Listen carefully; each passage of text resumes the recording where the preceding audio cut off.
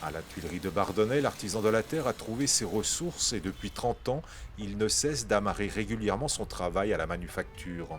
Depuis plus de 25 ans, de Genève au Rwanda, en passant par le Japon, la Chine et la Corée du Sud, le céramiste inscrit ses installations monumentales dans le paysage.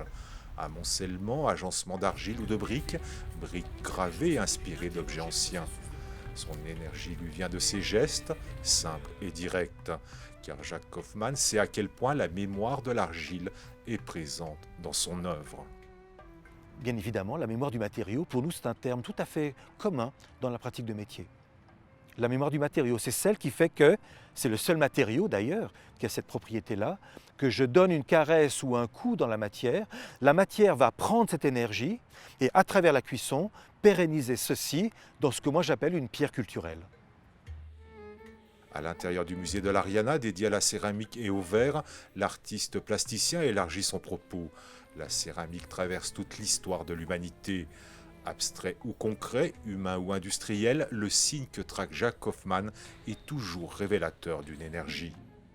Redonner un statut à la terre, comme par exemple de temps en temps certains commissaires d'exposition de l'art contemporain disent voilà nous avons découvert l'argile, lui redonner une force. Non, cette force existe par des pratiques céramiques depuis 29 000 ans, avec les déesses de Vestonice qui étaient là pour obtenir les bonnes grâces des dieux à cette époque-là.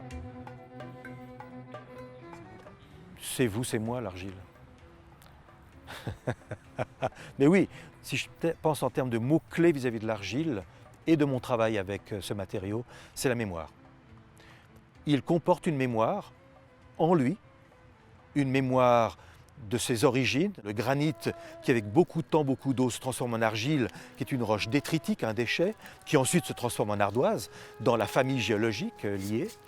Alors ça c'est la mémoire des matériaux et on retrouve dans l'ardoise les strates qui précèdent dans l'argile et dans les dépôts marins et lacustres. Et il y a la mémoire de l'humain, à travers les cultures et l'individu, bien évidemment. À l'Ariana, sans nul doute, Jacques Kaufmann amène le public à s'interroger sur le thème du mur, qu'il soit barrière ou protection, permanent ou éphémère, tangible ou symbolique. Une dualité. La brique et la poussière sont éphémères, son matériau, quant à lui, nous renvoie à des temps quasi géologiques.